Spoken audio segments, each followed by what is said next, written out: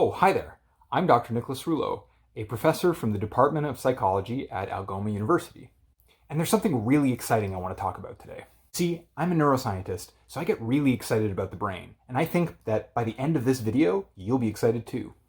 And that's because I want to do something that I find really exciting about science, which is I want you to question something that you might have taken for granted for a very, very long time. I want you to wonder if the person you're talking to in everyday conversation, if the person sitting beside you right now, if the people you love and the people you know are in fact conscious. But what do I mean by conscious? Well, try something with me, okay? Close your eyes, okay? Eyes are closed. So try to think about nothing. Nothing at all. And if you do this for long enough, you'll realize that your thoughts are intrusive. They keep coming back, even if you push them away. Okay, now open your eyes. So you might start asking the question, why is that? Why is there this chatter in my head? Well, the first thing to consider is that there's a lot going on in there. I mean, this myth that you only use 1% of your brain is absolute nonsense. It's garbage. It was never true. It's still not true. You use 100% of your brain all the time, every single day, sleeping or waking. But if you want to know more, we have to talk about the brain. So let's do that. This is the brain. It's mostly made of water, but it's also made of fats and proteins, and it's where every experience you've ever had has come from. In fact, the only reason you can see me right now is because this part of the brain, the occipital lobe, is functional. And the only reason you can hear me right now is because this part of the brain, the temporal lobe, is also functional. But this brain is not real, so I don't really care about it. I care about real human brains, and I've held them in my hands, and I can tell you it's incredible, because people are, in fact, their brains. You are your brain. And because memories are stored in the brain, when you hold a human brain in your hands, you're holding the entire history of a person, from the beginning of their life all the way to the end. Now, both your brain and mine are made up of hundreds of billions of cells. How many is that really? Well, it's about as much stars as there are in our galaxy. And what do those cells look like? Well, they come in all sorts of shapes and sizes. Some look like this, others like this. See how different they are? Now, the colors aren't exactly accurate, but the shapes are. And there's so many more. Part of the reason why it's so difficult to clear your mind is that you have hundreds of billions of cells communicating with each other all of the time. And so even when you try to clear your mind, there's a lot of background noise occurring. And this is really important. It's what allows you to breathe. It's what allows you to think, talk, everything. And this is all happening in the background. Most of it is actually automatic. You don't even have to think about it. It's happening for you right now. As neuroscientists, we're really interested in knowing how these things work. And for over 100 years, we've tried many different ways to understand how the brain functions.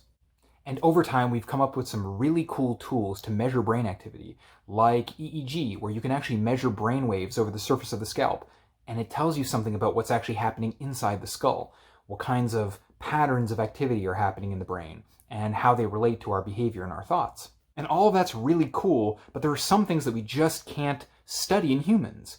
We can't do it. So for example, traumatic brain injuries. What happens when you actually have a concussion? Some of you might have had a concussion while playing sports, for example. What's actually happening to the brain? What kind of damage is occurring? Well, we can't just grab people off the street and hit them over the head and see what happens to their brain. We can't do that. It's completely unethical. And no one's going to sign up for that kind of study.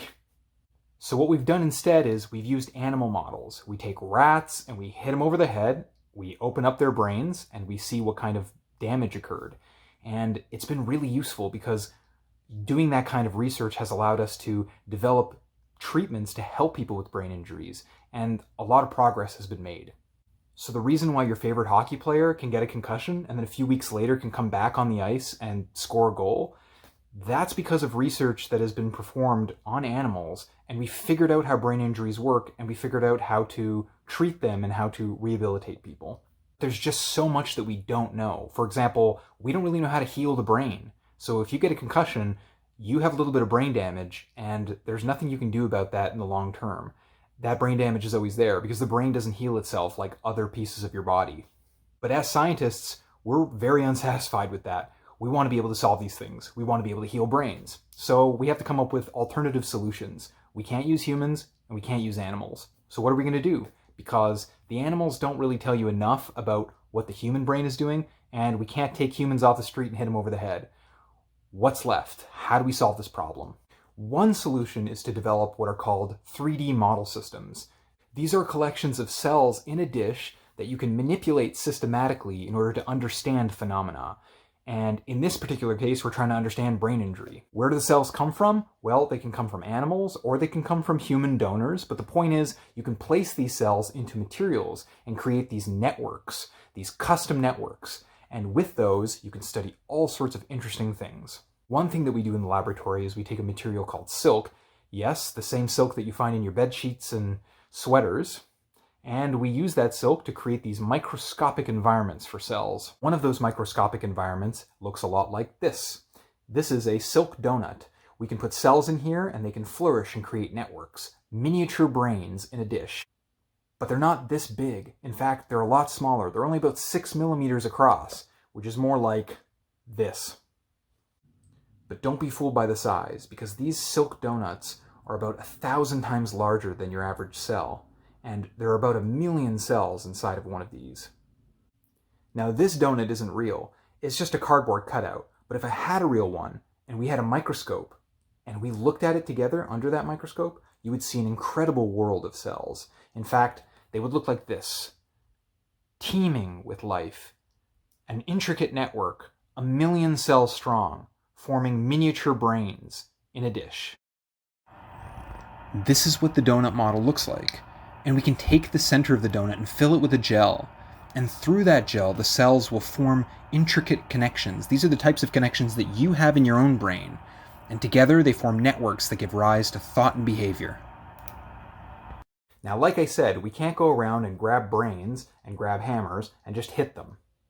But one thing that we can do is take hundreds of these donuts and hit them and see what happens. And by doing this, we've discovered so many cool things. We've found new drugs to stop brain injuries in their tracks and to even heal brain tissue. What else can we do with these miniature brains? One of the things we can do is study something truly fundamental called consciousness, your capacity to experience the world all around you. I want you to challenge an assumption that you have about other people. When you look at other people, do you think that that person is also looking at you with the same type of experience that you have? Because most people do. But where's the evidence for that? Do you actually know that that person is looking back at you? Do you know that there's an experience there at all? Or are they really just a clever machine that's fooling you? Is there any difference between a person, a machine, or a zombie? Is there really experience there? How do you know? Because the only signs that we have are behaviors, and behaviors can be misleading because you can program a really clever robot to seem human, to seem like it can experience. Furthermore, if you were to put a brain in a vat, if you were to give it no body at all, but allowed it to function as usual, it didn't have eyes, it doesn't have ears or skin with which to feel the world, it doesn't have any of that. It's just a brain in a vat, and you could stimulate it appropriately, stimulate it in ways to convince it that it was in fact living a normal life. Would that brain know that it was in a vat? Would that brain have any sort of idea that it was just floating around in some water and being stimulated, like it was in the Matrix? Or would it simply be convinced by the illusion that was provided to it?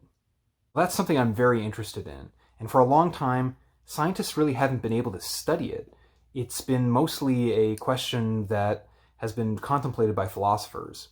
But with these miniature brains, I'm planning to look at how thought originates. Where does thought come from? Where does cognition come from? Where does memory come from? All of these things we can study in a dish using these miniaturized brains in the laboratory for the first time ever. It's really exciting stuff. And when we build these brains from scratch, assembling the parts one by one in just the right order, at what point does consciousness emerge? At what point does the system start to think? These are the questions I'm interested in, and I hope you're interested in them too. And if you have any questions, feel free to contact me. I'd love to hear your ideas.